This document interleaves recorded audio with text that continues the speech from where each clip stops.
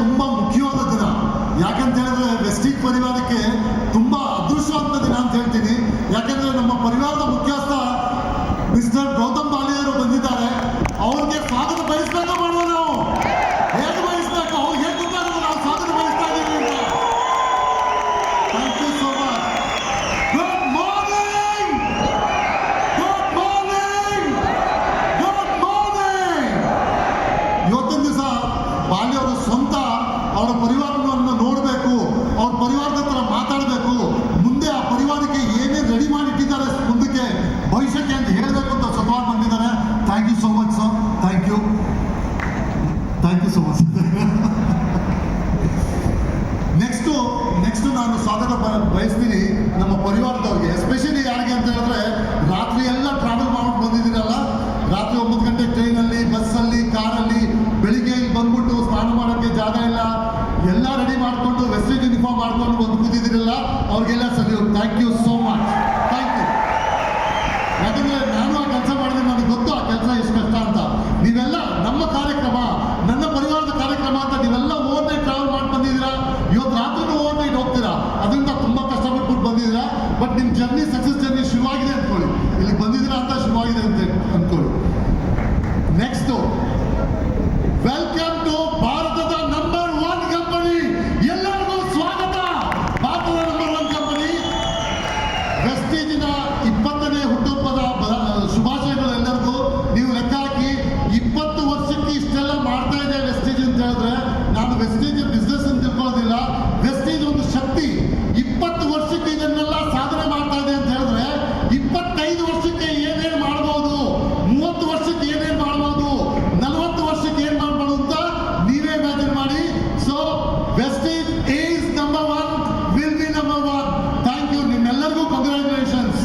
ನಾನು ಈ ಬಿಸ್ನೆಸ್ಗೆ ಬರಬೇಕಾದ್ರೆ ನಾನೆಲ್ಲೋ ಕೆಲಸ ಮಾಡ್ತಾ ಇದ್ದೆ, ಒಳ್ಳೆ ಪೊಸಿಷನಲ್ಲೇ ಕೆಲಸ ಮಾಡ್ತಾ ಇದ್ದೆ, 1.5 ಲಕ್ಷ ಸ್ಯಾಲರಿ ತಗೋತಾ ಇದ್ದೆ, ಜೀವನ ಚೆನ್ನಾಗಿ ನಡೀತಾ ಇತ್ತು.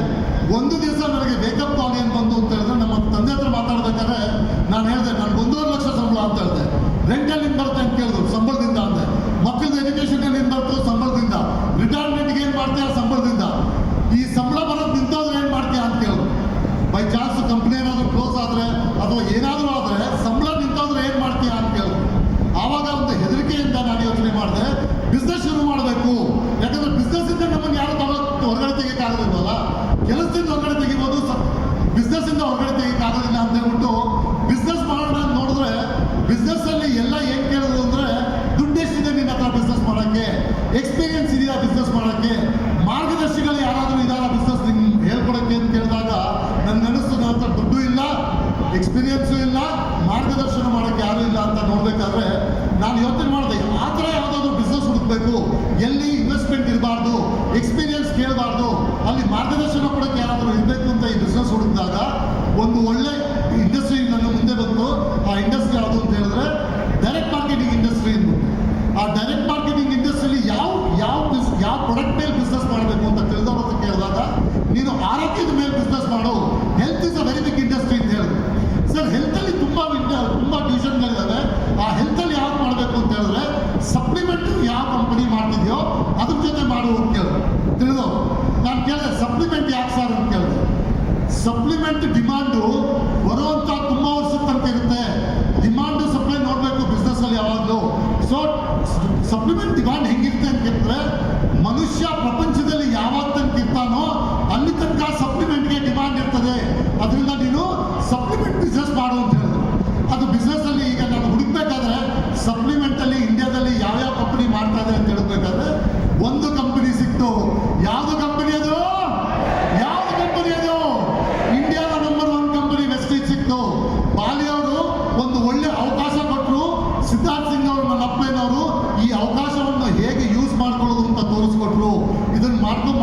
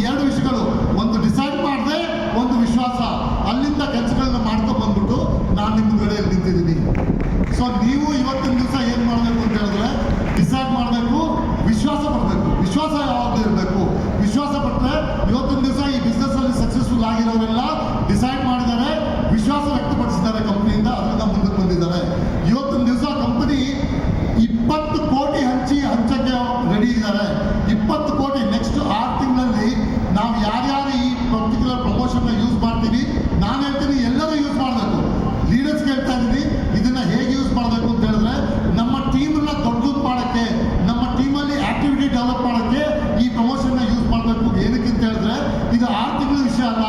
6 ತಿಂಗಳ ಆದ್ಮೇಲೂ ಒಬ್ಬೊಬ್ಬ 20 ಕೋಟಿ ವರ್ಷಕ್ಕೆ ಸಂಪಾದನೆ ಮಾಡ್ಬೋದು. ಇದನ್ನ ಕರೆಕ್ಟಾಗಿ ಯೂಸ್ ಮಾಡ್ಬೋದು.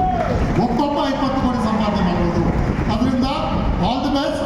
ನೀವು 2 ಕೆಲಸ ಮಾಡ್ಬೇಕು. ಏನ್ ಮಾಡ್ಬೇಕು ಅಂತ ಹೇಳಿದ್ರೆ ಡಿಸೈಡ್ ಮಾಡ್ಬೇಕು. ಇವತ್ತು ಏನ್ ಮಾಡ್ಬೇಕು? ಡಿಸೈಡ್. ಏನ್ ಮಾಡ್ಬೇಕು? ಡಿಸೈಡ್ ಮಾಡ್ಬೇಕು ಇವತ್ತು. All the best. Wish you wells. Thank you so much. Subhash sir, thank you so much.